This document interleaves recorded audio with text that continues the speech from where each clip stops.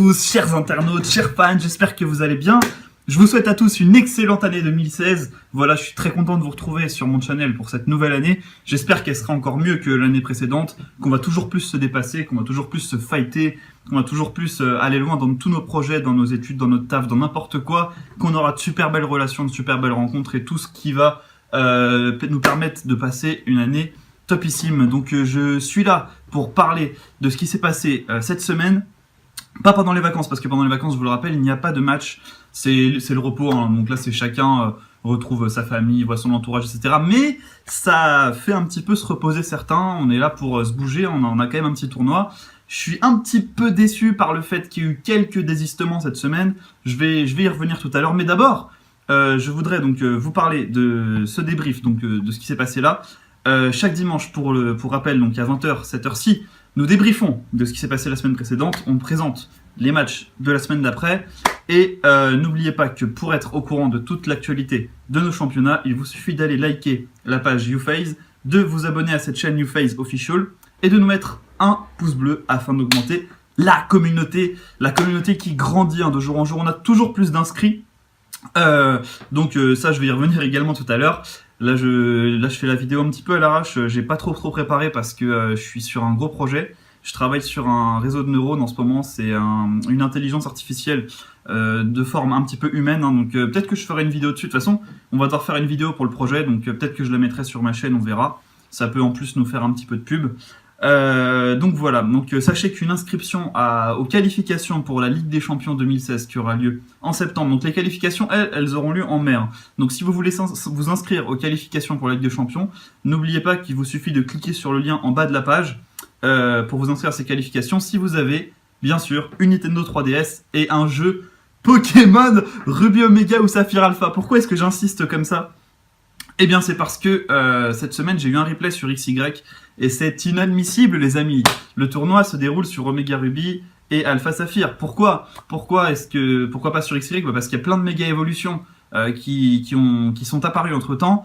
Et donc qu'il faut forcément jouer ces mégas là, enfin pas forcément jouer les mégas de Horace, mais que si jamais il y a un joueur qui veut jouer avec les nouveaux mégas, c'est normal que le tournoi se déroule sur ça. On rappelle, donc il y aura bientôt une sortie donc d'ailleurs de Pokémon Donjon Mystère, le méga. Alors il y en a qui sont pas fans, moi j'adore au niveau de l'aventure, je préfère l'aventure de Donjon Mystère à l'aventure du jeu, du jeu d'Omega Ruby Alpha Saphir. Par contre pour la stratégie et tout, bien entendu, le jeu Omega Ruby Alpha Saphir est largement supérieur, il n'y a pas à se poser de questions là-dessus. Bien, donc là je vais présenter les différents scores, je vais parler d'abord de la Ligue 2, hein, pour garder le suspense pour la Ligue 1. Alors au niveau de la Ligue 2, au niveau des résultats de cette semaine en Ligue 2, on a eu Goms qui s'est incliné 4-0 contre Laconie, un petite surprise parce que Goms est l'un des grands favoris de cette Ligue 2, donc pour une première journée il s'est incliné. On a eu Negisnake 33 qui a battu Samy sur le score de 3-0, même score Chixis contre THS. Shisui s'est lui imposé de façon plutôt serrée contre The Dr. C, 1-0. Sem4U 4-0 contre Nocif. Voilà, j'ai toléré cette semaine le report des matchs, mais à partir de la semaine prochaine, si les matchs ne sont pas disputés, je vais commencer à distribuer des avertissements et à faire perdre par forfait. Alors par chance, hein, on a Fireballs qui avait déclaré forfait et on a également STK qui avait déclaré forfait, mais ça va faire 2 matchs de Ligue 1 qui vont être reportés, donc ces 2 personnes auront une chance de se refaire, surtout que c'est 2 matchs très importants pour eux, hein. Fireball, il faut qu'il survive, il faut qu'il reste dans la course, et STK Moiricunel, c'est le match décisif qui va permettre de vraiment départager les 2 derniers de la Ligue 1, donc on va y revenir tout à l'heure également. Pour l'instant, donc ces matchs n'ont pas été disputés, et du coup à cause de tous ces reports, il n'y aura pas non plus de résumé des matchs de Ligue 1 et de Ligue 2, il va falloir attendre que les matchs soient diffusés pour que les résumés soient postés sur ma chaîne YouTube. Donc en attendant, j'ai mis donc une section en bas de la vidéo. Dès que les combats seront là, je vais mettre les vidéos et vous aurez accès au lien dans la description de la vidéo. Donc surveillez régulièrement si vous voulez voir les matchs, vous pouvez surveiller la vidéo, vous pouvez voir si la description a évolué ou pas. Vous allez voir résumé des matchs de Ligue 1, de Ligue 2, etc. Bien, maintenant parlons du classement de la Ligue 2. Donc on a Laconie et Sem4U qui sont tous les deux en tête du classement avec une différence de plus 4 et une victoire. Derrière on a Chixis et Negisnake 33 qui se partagent les 3e et le 4e places, puis on a Shisui. Ensuite on a derrière les 6 personnes qui n'ont pas disputé leur match, à savoir Alka, Espi, Ludwig, Panda Bleu, Stanfix et Tristan. Et enfin donc The Dr. C à la 12e place. Ensuite on a Samy et THS qui ont perdu 3-0 et Gumser et Nocif en fin de tableau. Bien, maintenant il est temps de parler de la Ligue 1 et du fameux choc que tout le monde attendait entre Deville 94 et Gaët Kun 06. Eh bien malheureusement, comme il y a eu le forfait, enfin donc le report du match entre Firebolt et Flo et le report du match entre STK et Moiri Kounel, du coup il n'y aura pas de résumé des matchs, donc vous ne pourrez pas voir les matchs de Ligue 1, mais quand même, parce que c'était un gros match, je vous propose de le revoir en images. C'est parti.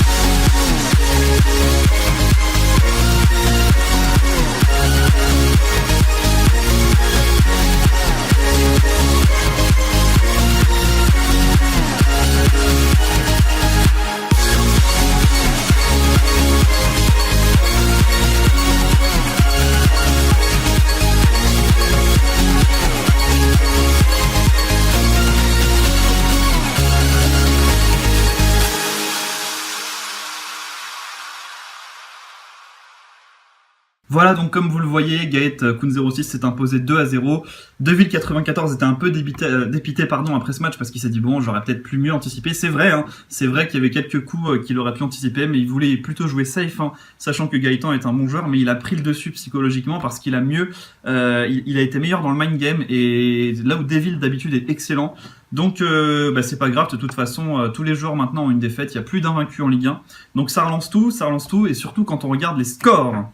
Quand on regarde les scores, eh bien, on voit que Karl Murray s'est incliné contre Prof de Sino, ce qui relance Prof de Sino, bien entendu. Forblaze, lui, continue son ascension et s'est imposé contre Caribbean Hyde 3-0. On a vu Gaëtan s'imposer. Ensuite, Emule Boy a battu Yami Panda 3-0. Yami Panda, d'ailleurs, qui voulait abandonner le tournoi parce qu'il s'ennuyait en Aura. C'est surtout vu son match, là. Le match contre Emule Boy était vraiment... il a manqué de bol, il a voulu anticiper au premier tour et il s'est fait avoir. Enfin bref... Je comprends qu'il était dégoûté, mais j'ai parlé avec lui et il est chaud pour continuer si on lui propose des sets marrants. Donc je vais proposer des trucs vraiment drôles et Karl, si jamais tu as l'occasion de lui parler si tu regardes sa vidéo, toi qui es le pro pour construire des teams autour de Pokémon drôles et gagner des tournois avec, si tu peux parler à Amy Panda de ça, je pense qu'il sera très content. Maintenant, on va voir que Akashi Sejuro s'est lui imposé contre Shiny sur le score de 1-0. Sur le plus petit des scores, c'était un match vraiment très serré. Et Redemption a battu Echo sur le score de 2-0. Donc au niveau du classement, qu'est-ce que ça donne au niveau du classement? On a toujours Deville94 qui est premier, mais cette fois-ci avec le même nombre de points que Gaëtan et Forblaze. Donc là, on a un trio de tête qui s'est formé, hein, donc avec des différences de points assez favorables.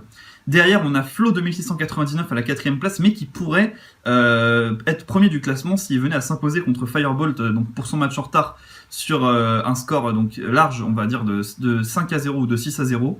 Mais dans tous les cas, même s'il ne le faisait pas, il pourrait rejoindre le trio de tête et même dépasser Forblaze, Gaëtan ou voire Deville, comme je viens de le dire.